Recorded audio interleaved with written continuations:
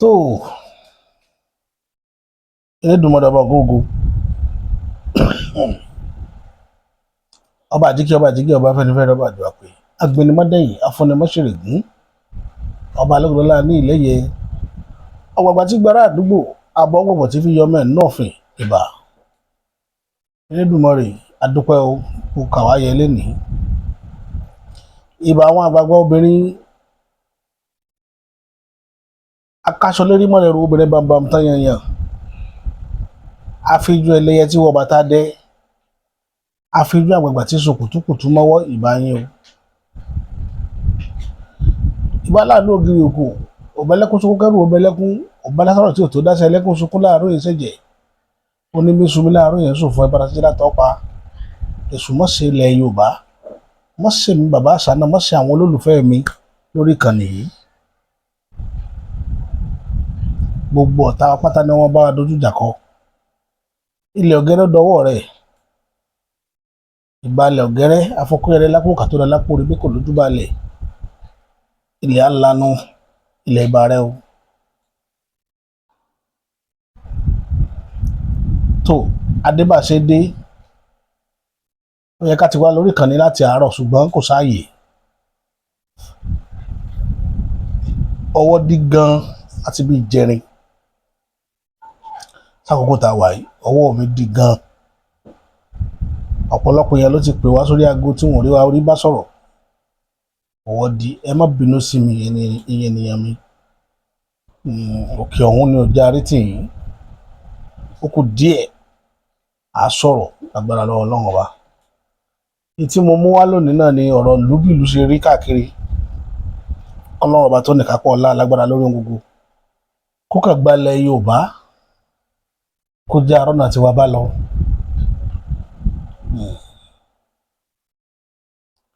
ọ̀pọ̀lọpọ̀ nínú àwọn èèyàn wa tó jọmọ́ bíbí ilẹ̀ Yorùbá ní ọ̀rọ̀ òṣèlú orílẹ̀-èdè yìí kò yé wọn tán bá rí èèyàn tó bá gbé ọ̀rọ̀ Yorùbá nation dání wọn ò rí bí ọ̀tá àwọn apá kan ò rí bí ọ̀tá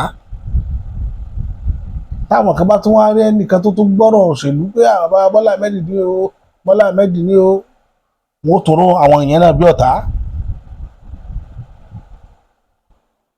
èdè àìyedè wá wà láàrin gbogbo wa lọ àwa gbọ́ wọn ní kíní kan ò gbóhùn ẹlẹ́yọ̀ gbogbo ẹ̀ wá dàrú mọ́ra wọn bẹ̀sẹ̀ télọ̀ àgbọ́ra wáyé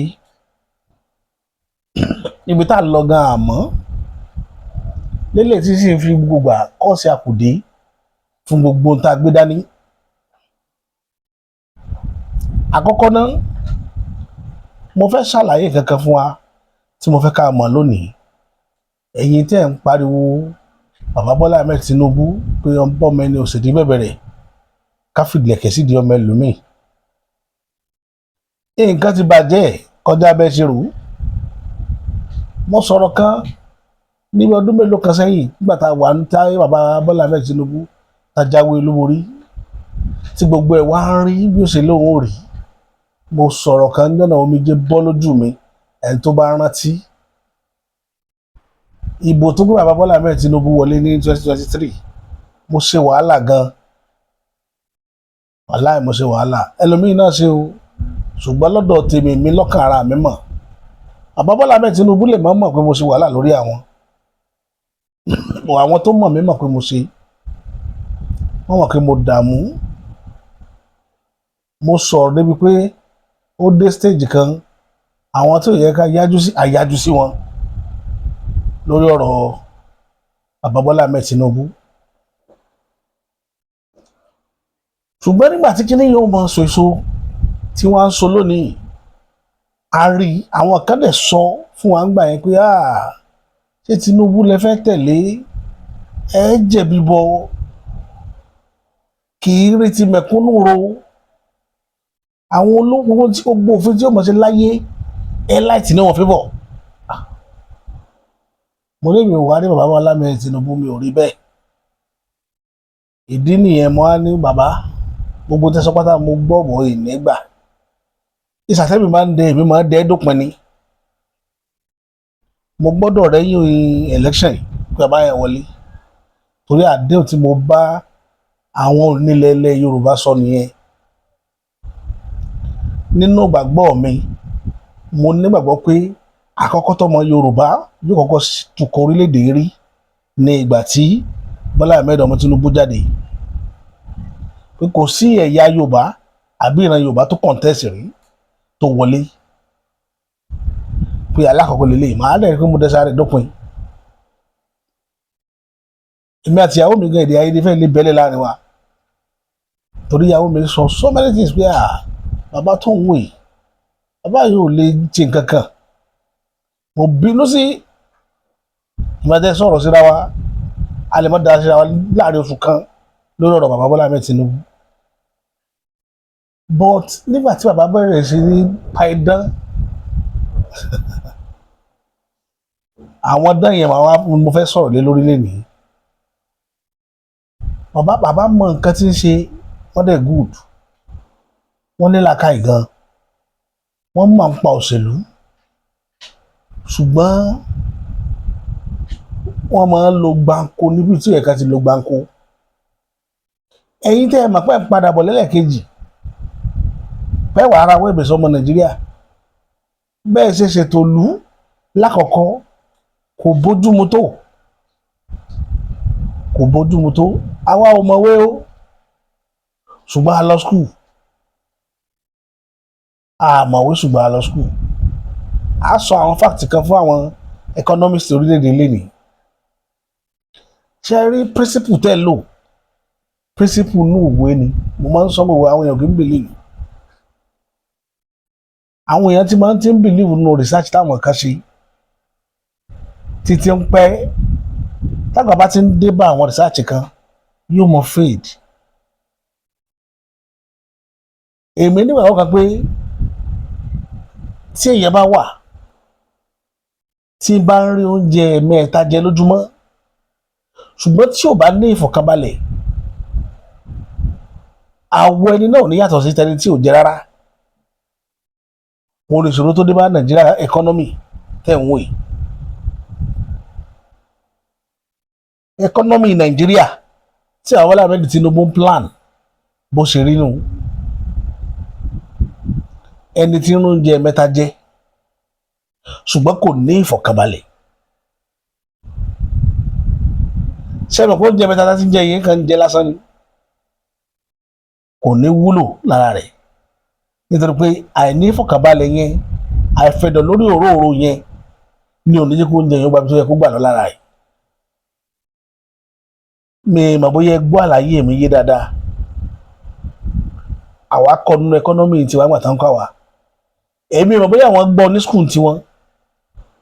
Orílẹ̀-èdè tí wọ́n bá ti ń gbé sùnmọ̀mí bó ṣe ń gbé lórílẹ̀-èdè Nàìjíríà tí ìpànìyàn wà ńbẹ̀ lójoojúmọ́, báwo ni ẹkọ́nọ́mì bẹ́ẹ̀ ṣe fẹ́ grow?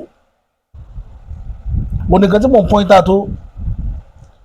So ó wá ń túmọ̀ sí pé ìmọ̀ promise wa pé ẹkọ́nọ́mì Nàìjíríà ó dáa níjọba yìí pẹ̀lú àìfi ẹ̀dọ̀ lórí òró àwọn ọmọ ìlú, ìmọ̀ tanijẹni àti ìmọ̀ parọ́ fúnni. Àwọn bàbá mọ́nímọ́ní, bàbá mọ̀yànmọ̀yàn, wọ́n wá máa ń pa àṣàmọ̀ kan, wọ́n ní tí ẹni tí wọ́n ń parọ́ fún Obama pé irọ́ ni wọ́n ń pa fún òun, ẹni tí ń parọ́ lọ́kàn ara rẹ̀ ó mọ̀ pé irọ́ lòun pa. Òun ni mo ṣe máa ń bi àwọn èèyàn léèrè gbogbo pé ẹ̀yin tẹ́ ń jà nítorí bàbá Bọ́lá Ahmed Tinubu. Bàbá Bọ́lá Ahmed Tinubu fúnra wọn mọ̀ pé àwọn ò sí dáadáa. Àwọn fúnra wọn mọ̀ pé àwọn ò sí dáadáa, pé àwọn ò kẹsẹ̀ járí. Allegation tó fi kàn wọ́n wípé pọ́lísì wọn mọ̀ fẹ́ fún olówó, ara pọ́lísì NEPA tẹ́ ṣe ní ban B ban C. Níjọ́ tá a ti bẹ̀rẹ̀ orílẹ̀-èdè yìí kò tíì sí ìjọba tó ronú irú rẹ̀ láyé pé ẹ jẹ́ káwọn olówó máa gbádùn náà, káwọn tálíkà tí ò lówó náà san káwọn máa wà ní òkùnkùn. Ṣé ẹ mọ̀ pé ibi tí ìròrí wọn lọ nìyẹn ni? Ibi tí ìròrí bàbá yẹn lọ nù ni pé àwọn kan ó máa rówó san, ẹ jẹ́ káwọn èèyàn máa gbádùn náà. Àwọn tí ò bá ní rówó san, ẹ jẹ́ káwọn èèyàn máa tàràkà nínú náà kí ni wọ́n máa wúlò fún wọn. ṣùgbọ́n ọlọ́ọ̀bá tá a máa pè táì fi jẹ́rìí irọ́ ó wá fi bó ṣe tó fi hàn wọ́n àti tálíkà o àti tàlíkà o àti olórí àwọn olòṣì o àti olórí olówó inú kọ̀ǹdíṣẹ̀ kan náà làwọn àjọjọ wà iná òun ò wá wúlò fún wa a sọ̀rọ̀ kí n gan àwọn gan wà gbádùn ẹ̀ àwọn gan lọ ìstọ̀ sólà ní ibi tọ́lọ̀ ti fagbára tó ní tó ti fi hàn yín nù because ẹ̀yin tẹ́ ẹ lówó lẹ dá ìṣòro lẹ̀ sí àwa tá a lówó lọ́rùn ṣùgbọ́n àwa tá a lówó lẹ fẹ́ fi tán ibi tí wàhálà wà nù lórílẹ̀‐èdè yìí tí wàhálà wà nù. ọkùnrin òyìnbó kan ló sọ̀rọ̀ títí wọ́n fa kò mú òkun ọ̀rọ̀ yọ ìwọ̀n ń ṣàlàyé nípa bí ẹkọ́nọ́mì orílẹ̀‐èdè yìí ṣe rí pé nípa ètò ọrọ̀ ajé ẹ jẹ́ kí n jẹ́ kó òyìnbó yẹn sọ̀rọ̀ ẹgbọ́n tó sọ. ẹ̀yin èèyàn ẹ jẹ́ ká wo fídíò yìí. The real scandal in Nigeria is that the state, which should be the richest state in Africa, has millions of its scores of millions of its people living in poverty and underdevelopment, when its mineral wealth, its oil wealth, gas wealth is so gigantic. Everybody in Nigeria should be a millionaire, everybody. So why are they not? They are not because the successive regimes that have ruled in Abuja have been corrupt criminals, and none more so than the aged kleptocrat Tinubu, who is currently sitting there now, having his country threatened by tin pot President Donald Trump on the basis that this Boko Haram has not been finished. Why is it not been finished? A state as mighty as Nigeria ought to have been able to crush these ISIS Al-Qaeda forces that murder at will in Nigeria, Muslims and Christians. Long ago, if Nigeria had a proper state, a proper government, it would have been able to crush these insurgents, and everybody in Nigeria would have a far better life than they currently have, and therefore there would be no water for these fish, these toxic fish of these extremist organizations to swim in. ẹ̀gbọ́n tí màá yẹn sọ ó ní as rich as Nigeria is in mineral resources, only Nigerians, most Nigerians should be a millionaire. ẹ̀yin èèyàn ẹ jọ̀ọ́ gbogbo àwọn tí wọ́n ṣì ń gba indomie, bag of rice, pálí bisikì àbí báwo náà ṣe ń pín iná, ẹ jọ̀ọ́ nítorí Ọlọ́run gbà ó lè máa tó stop. Let's focus on how our country will be good. Let's make these people know that we can't be deceived anymore. I swear to God who made me. Èyìnbó ló máa sọ̀rọ̀ yẹn. Àwọn ará abẹ yẹn máa mọ as in wọ́n mọ benefit tó yẹ ká máa benefit. Àwa tá a jọ mọ̀ lúgùn mọ́. Àwa mọ̀ o. Ṣùgbọ́n mo fẹ́ lè sọ pé àwọn tí wọ́n ń gba àwọn tán sì ń gba 2,000, 3,000, 5,000, 10,000 lọ́wọ́ àwọn politician ṣó fẹ́ bọ́ yín fọ́dún mẹ́rin ni. Wọ́n message àwa náà pé ká support àwọn. Àdáhùn ni. Torí mo wò pé èló lẹ fẹ́ fún mi tó fẹ́ là mí. Ṣé ẹ fẹ́ fún mi 200 million ni? Ṣé ẹ fẹ́ fún mi ní 300 million ni? Can you imagine you? Because when I see the message that we are so, I don't bother to reply them. So kò ṣe pé àwa tá à ń sọ̀rọ̀ náà kò ṣe pé wọn ò fún wa ní offer. Kò dẹ̀ ń ṣe pé a tún lówó lọ́wọ́. Àbí ṣé gbé mọ́tò mo ní àbí kí mo ní? Ilé mi rẹ́ǹtì la ṣe ń gbé. A ní mọ́tò a nìkan. Kí ló sún wa débi content tá à ń ṣe? Ṣèbí nítorí pé àwa ṣe. Ṣẹ́yìn náà gbọ́ nípasẹ̀ àwọn tí wọ́n ń fìyà jẹ tí wọ́n jẹ́ kórí burúkú yẹn wọ́n ran àwọn tálíkà jù òun làwọn tí máa gba gàrí 2,000 gba ìrẹsì agolo 2 lọ́wọ́ yín lọ́dọọdún. Àwọn yẹn ní kó orí burúkú tí wọ́n ran aráàlú. Wọ́n ti gbàgbé pé ìrẹsì agolo 5 kò solve problem tó wà nílẹ̀. kò sọ̀rọ̀ ẹ̀ ẹ̀yin ó máa rò ó wípé ẹ ti gbà nínú tó yẹ kẹ́ gbà ṣùgbọ́n ẹ gbà kankan ẹ gbà dáàrin nínú nǹkan tó yẹ kẹ́ gbà bóòlù yóò ṣe wá tí ó fún èmi àtàwọn ọmọ mi àtìyàwó tí ó fún wa ní agolo ráìsì 2 pé ká jẹ fọ́dún 4 tí wàá nígbàgbọ́ pé èèyàn rẹ ni pé kì í ṣe olórí burúkú ẹ̀dá tèmi tí mo dúró wà nígbàgbọ́ nù rẹ̀ pé èèyàn rẹ ni. àwọn ọmọ sọ́tà àwọn náà wá fárígá lágbolé wọn níbi tí wọ́n ti máa ń ṣèpàdé wọn tẹpẹtẹpẹ nílùú Èkó yìí mi ní dárúkọ àdúgbò tí bọ́tẹ́ bá rí fọ́nrán yìí ẹ ti mọ ibi tọ́rọ̀ yẹn ti wá. àwọn ọmọ táyà wọn sọ pé 30 million sí 30 million gan sọ̀rọ̀ ìṣòro tó wà nílẹ̀ pé táwọn ò bá rí owó kẹ́ni bọ́ọ̀dì máa bá wọn fún ìbò pé àwọn ẹ̀ lọ́ba ti bò ẹ̀ ti kiri kan gbogbo ilé táwọn dìde látẹ̀yìn wá kí lè táwọn jẹ́ ń bẹ̀ ẹ gbọ́ lẹ́nu wọn kì í ṣèmi ni màá sọ. ọmọ ọkọ̀ ń lò wá ṣiṣẹ́ ní gbogbo wọn yóò jẹ́ níbọ̀dì fóònù wọn gbogbo ẹni gbà ọ lọ́wọ́ ní ta ló olóṣèlú wọn ló ti kọ́ yẹn gbọ́n mi mẹ́ka yìí ṣáàtì fún yín mọ́tò yìí à ń lọ gbòòrò à ní wọn tábà ti di during election period olóṣèlú tábà ti fẹ́ lò ẹni ẹ̀gbọ́n tábà dalẹ̀ ẹni yóò máa fojú sí fún ọmọ àfojú sí fún àyà kò ní jèrè gbogbo kan tábà ní tábà ti máa gbé 20-30 million pọ̀ sílẹ̀ tábà ti wọlé àkínlójú wọlé wọn kì í fún ọ lówó tó ń ta lè máa bọ́ ọjà lélẹ́yìí kí ló ń ṣe fún wa àṣekàkà kan ló wà nínú àwọn akàn ló wà ní benefit pẹ̀lú lọ́dọ̀ olóṣèlú kankan kókó báyìí àmì òbẹ̀rù ẹni tì báyìí tábà ti jalè wa tábà kọ́lẹ̀ kọ́ ọmọ ọkọ máa lọ ọmọ wọn tábà gbé ojú òkè wa ẹ dájú àfẹ ẹ fún ọ lóò gidi tábà ti wọlé àníjọ ọ́fíìsì yìí mọ́. ẹ kó sí ẹsẹ̀ bí ẹsẹ̀ ni ó gbé báyìí.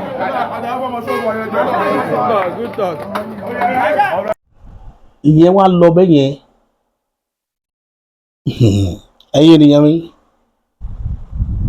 Dr. Fakponda àwọn náà wá tẹnu bọ̀rọ̀ wọ́n ń ṣàlàyé ọ̀rọ̀ lórí regional ṣe é mọ̀ pé ìṣòro tá a ní gangan tó jẹ́ ìṣòro tó tóbi jù tó fi wá sínú kọ̀ọ̀dúnṣẹ̀ tá a wà lénìí kò ju èdè wa tí ò jọra wọn tí British ti lè apapọ̀ mọ́ra wa ní tipátipá pé kájọ wọn ṣe papọ̀ òun ló fa ìṣòro tá a nílẹ̀ ní o. nígbà tí Iran jà tí wọ́n pa èèyàn ní Iran ẹ wo Mufti Ìwó ẹ wo bọ̀bọ̀ Mufti Ìwó yẹn bọ̀bọ̀ ni bọ̀bọ̀ Mufti Ìwó yẹn ẹni tó yẹ kí gbogbo ilẹ̀ Yorùbá mọ wá bí wọ́n ṣe fètùtù lé dànù kúrò lórí ilẹ̀ wa olórí burúkú máa yìí ó kó àwọn ọmọ jáde máàcì wọn pé kó mọ máàcì ká máa ṣe é pé àwọn kó wọn lọ Iran lọ jagun fún Iran wọ́n protest ẹ wo àwọn wèrè mọ́làtà lọ́wọ́ tá kó àpapọ̀ mọ́ yìí àwọn Fúlàní gbogbo wọn protest lọ́dọ̀ wọn o pé wọ́n ń pa kúkúrú wọn pa gbogbo ní Iran wọ́n wá pààyàn Mẹ̀dúgùrí àwọn Boko Haram pa èèyàn ní Mẹ̀dúgùrí wọ́n fẹ́ rán odidi village kan tán ní Mẹ̀dúgùrí mélòó nínú wọn lé Haúsá àtàwọn Mùfútì ló jáde tó protest tó gbé placard wípé ìpànìyàn ìpanisayé ìpanisayọ̀ tí ń wáyé lórílẹ̀ Nàìjíríà yìí ó tó gẹ́ mélòó wọn lẹ rí mélòó wọn lẹ rí ẹ gbọ́ nǹkan tí arákùnrin yìí sọ ẹ gbọ́ ohun tó sọ. The last 1 year, there's a body called the Rebirth Group. The what? The Rebirth Group. The Rebirth. Rebirth Group. Okay. All right. They've held 6 geopolitical zonal meetings. The last one took place in Jos yesterday and just ended. Consultations are that Nigerians want to be restructured into the regions based on ethnic nationalities. 8.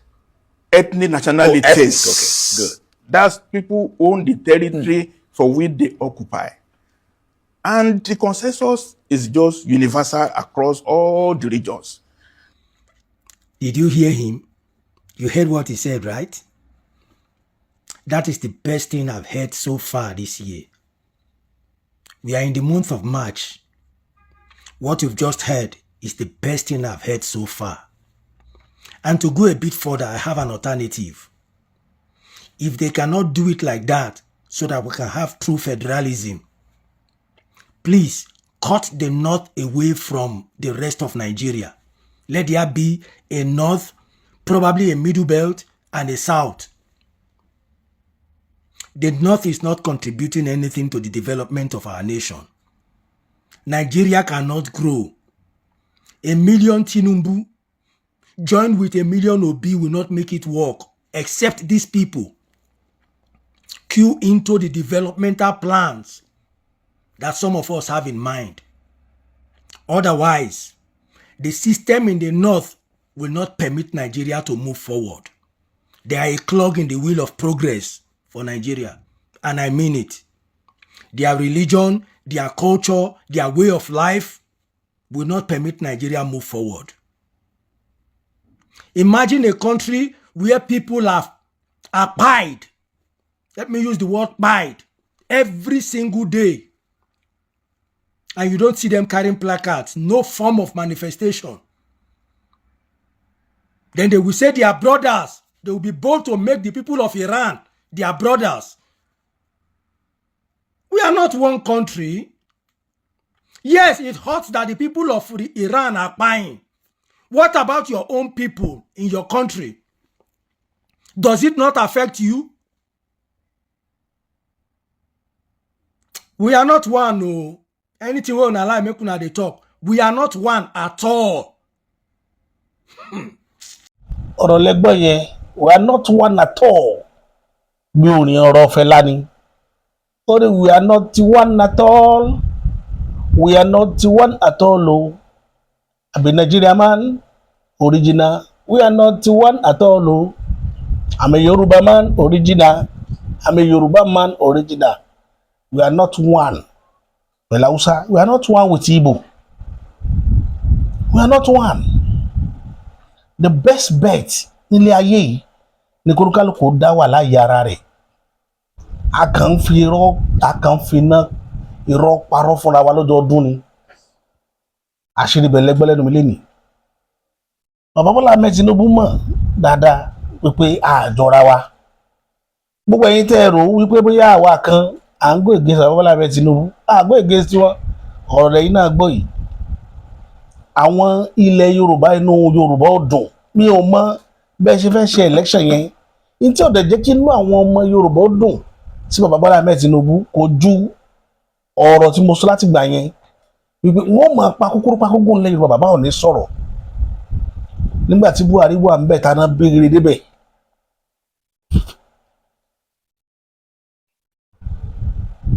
Ṣé ẹgbọ́n kí Buhari mọ́ sọ̀rọ̀ níjọ́ kan?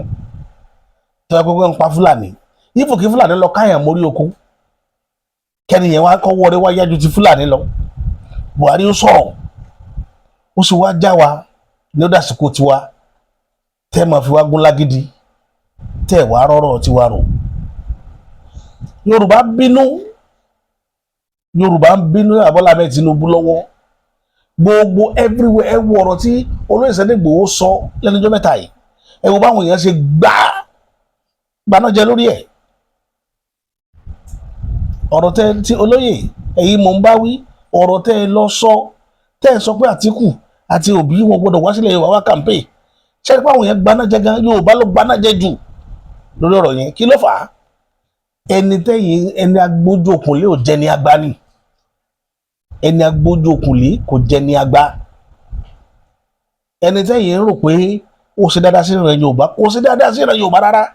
Bàbá sì mọ̀ lọ́kàn ara wọn báwọn ò ṣe dáadáa tó. Báwọn ò ṣe máa pa kúkúrú gba gbogbo lórí ilẹ̀ wa tẹ́ ẹ̀ ní sọ ha tí ò wá sí ìhalẹ̀ kẹ́tẹ̀ wá halẹ̀ mọ́ wọn ká mọ̀ pẹ́yìn ni aṣáájú ilẹ̀ Yorùbá ṣe kankan lórí ẹ̀. Ẹ wá ní Yorùbá gbàgbé o. Bíbò yóò ṣe wáyé 2027 tẹ́ fi rọwọ́ mú ilẹ̀ Yorùbá ní kọ́kọ́ dìmú ná bẹ́ẹ̀ ṣe rọwọ́ mú ilẹ̀ Yorùbá dọwọ́ yín bàbá ó dọwọ́ yín o àṣírí mo gé fún yín lénìí dẹ́mọ̀ mo wà bó rọ́wọ́ mi ò rínú mi dẹ́mọ̀ mo wà ẹ ti rántí ìlú yẹn ayé ò lù lélẹ̀ ayé máa lù nínú àwọn tí ń tẹ̀ ilé yín àwọn tí ó gbé ìgbẹ́bọjẹ́ ló pọ̀ jù àwọn èèyàn tí ó gbé ìgbẹ́bọjẹ́ wọ́n ti pọ̀ jù àìmọye àwọn APC tá à ń rí tí gbogbo wọn sọ pé fi ẹlẹ́jẹ̀ wọn máa bá bọ̀ à ń rí lójoojúmọ́ tá a mọye wọn ẹ lọ tó lé yín bàbá ẹ lọ tó ilé tẹ́ kàkún tẹ́ fàbújá ṣe ilé tẹ́ fi ilé lẹ̀ pé kó máa bára dáadáa wọn lọ ẹ padà sílé mo sọ̀rọ̀ yíjọ́ kìíní àná eré lẹ pé ẹ padà wálé ọ̀hún ilé tẹ̀ ń wò wọn lọ́mọ tó bá sọ lẹ́nu oṣù àpò ìyàkọ́ ni bàbá ẹ sọ ilé nù ẹ dà wá nù ẹ sọ ẹ wá ṣe wá bó ṣe wù yín ìgbà tó bá wù yín lẹ́ ń ṣe lórí wa pé kò sí tí wọ́n ṣe bàbá ẹ tó bá ní kí o sí tí yóò ṣe èyí ẹ máa ṣe é hàn ni o wọn ni mo ti sọ pé ńgbà náà lọ ìbọn lẹ́yọ̀ sáwọn èèyàn lẹ̀ Yorùbá kí wọ́n tó lè dìbò fún yín because àwọn èèyàn ti cross mind wọn lórí ọ̀rọ̀ yìí gan inú Yorùbá ó dùn sí yín inú àwọn èèyàn wa ò dùn ṣé báwọn ni ó dìbò gbogbo àti tẹ̀lé yín kiri gbogbo wọn ọmọ wọn olóyè Sunday Igboho gbogbo ògbó olóyè Sunday Igboho gbogbo ìlú òyìnbó ló wà ọmọ wọn àtìyàwó wọn ìlú òyìnbó wọn wà ìbò pépé lọ́dọ̀ olóyè Sunday Igboho tí wọ́n kọ Sunday ọmọ Adéyẹmọ ìbò kan péré lẹ́ni ẹ wá wọ ọ̀gọ̀rọ̀ àwọn èèyàn tó lọ́mọ mẹ́rin márùn nínú situation condition orílẹ̀-èdè tẹ́ ń tójú ẹlẹ́sẹ̀ mẹ́sàn-án wọn kà á lójoojúmọ́ tẹ́ ṣe bẹ́ẹ̀ ni pẹ́ẹ́ rí wọn àwọn yẹn ń kọ́ bàbá ẹ tètè tẹ́ bá mọ̀ pé nídìí ìbò lẹ̀ Yorùbá ẹ bẹ̀rẹ̀ ṣẹ́ báyìí tó wà lókè ó taṣọ gbẹ Yorùbá ni ẹ lọ́mọ bẹ̀ nǹkan ti bàjẹ́ nǹkan táwa ń rí ó ti bàjẹ́ ẹ̀yin lẹ́yìn ń rí pé gbogbo ẹ̀ bẹ́ẹ̀ lẹ́yìnbó níbi tí kìíní ń lọ yìí statistics náà máa fi wò ó pé rate tí kìíní fi ń lọ tó bá yóò fẹ́ dogun torí tá bá yíbò nbí kan yóò ní nǹkan ó bàjẹ́ síbẹ̀ o n tó dájú ní kí ìbò lẹ̀ Yorùbá gbé wọn fún yín that is the only way kò yẹ kẹ́ máa rí irun tó bí rí ní south east ní last election lè rí nílẹ̀ Yorùbá láíláí nítorí àwọn wọ̀nyí adẹ̀ ń sọ ẹ̀ẹ̀kákún torí ẹ̀rẹ̀ mi fi ń jáde gbogbo gbà là ń fi sí ilé tí inú àwádẹ̀ rí opportunity ẹgbẹ́ opportunity Yorùbá ni ṣùgbọ́n tẹ́ bá lé kí n sọ opportunity Yorùbá ni opportunity títí yín ni àwádẹ̀ ọba yín fọwọ́ mu bẹ́ẹ̀ torí ẹ̀rọ jẹ́ ká máa wá ẹgbẹ́ adúrú tójú àwọn èèyàn rí ẹni bá sọ pé òun support yẹn gbọ́n tójú ẹni náà rí wọ́n gbé lẹ́jọ́ fún ni gidi gan àwọn èèyàn mìíní wọ́n mìíní ilẹ̀ Yorùbá mìíní election 2027 bàbá wọ́n mìíní ẹ̀yin lè mọ̀ èmi ò mọ̀ṣẹ́ ló ṣe tó yín o ṣùgbọ́n wọ́n bá tẹ́mi fojú mi rí wọ́n mìíní ṣé bí kan la gbà kọjá lórí election yìí tó lọ ó níbi tá a gbà kọjá ń bẹ̀ nígbà tá a padà débẹ̀ a ní bíbẹ̀ ṣe rí lẹ́nìí ó ti yàtọ̀ sí tábílẹ̀ bàbá ẹ múra dáadáa election yẹn ẹ̀rù ó bà yẹn òdodo ọ̀rọ̀ mo sọ fún ilé ní torí ẹ gbogbo tó kù síwájú yìí kò jóṣù lọ mọ́ kò jóṣù lọ ẹ lọ bẹ̀ nílẹ̀ Yorùbá ẹ lọ wá bẹ́ẹ̀ ṣe bẹ̀bẹ̀ ẹ lọ wá bẹ́ẹ̀ ṣe pẹ̀tù sáwọn èèyàn nínú wàláì mo mọ tí mo rí àwọn èèyàn míì wọ́n dẹ̀ ṣetá àti fẹ̀mí wọn lélẹ̀ nígbà tí ilẹ̀ Yorùbá bá gbóná báyẹn bóun lẹ fẹ́ kílẹ̀ Haúsá orí bóun lẹ fẹ́ kílẹ̀ Ìgbò orí èmi tí mò ń sọ̀rọ̀ mo mọ tí mo rí wàláì èmi ò mo tún wá bẹ Ọlọ́run ọba tó dá ayé ọ̀run Ọlọ́run ní jẹ́ gbọ́rọ̀ gbogbo tí n bá sọ ẹ̀ ní tẹ̀lé ẹ̀ pé àdúrà tí mo ṣe láti ìwà tẹ́nìkan ní mọ́sirú ẹ̀ mọ́ ṣùgbọ́n ní tí mo fi ṣàdúrà yẹn pé ẹ̀ ní tẹ̀lé kẹ́lẹ̀ bá rí ibi tí máa rí ẹ máa ń fojú wo pé ẹ̀mẹ́ Tinubu ọkùnrin ogun ní mi kò sí tí mo tẹ̀ tí ó tẹ̀ ẹ máa bá bọ̀ eléyìí ó yàtọ̀ yóò yàtọ̀ gan tẹ́rù ó báyìí tẹ́ dùn ẹ dùn kọ̀rọ̀ bìkan ẹ máa wò pé kí ni mo ṣe tó báyìí ẹ̀yin náà rí fìrífìrí rẹ̀ bọ̀ ẹ ń fojú wo pé calculation yìí kì í ṣe gbogbo àní o kì í ṣe gbogbo àní wọn náà ọjọ́ kan ń bọ̀ tíyàwó ṣata tọkọ ò ní jẹ́ ń bẹ̀ bí ṣe máa rí nù orin yẹn Yorùbá òdèdè kọrin yẹn o ọjọ́ kan ń bọ̀ tíyàwó pátá tọkọ ò ní jẹ́ǹbẹ̀ wàláì ọjọ́ náà ni ẹ máa dóde àfọkọ tó bá ṣe dáadáa. ọ̀rọ̀ mẹ́rin jùbálẹ̀ lórí ìkànnì ilé nìyí títí tá a fi mú mákọ̀tún ètò mi wá èmi tí yín tó tọ́ bàbá àṣà.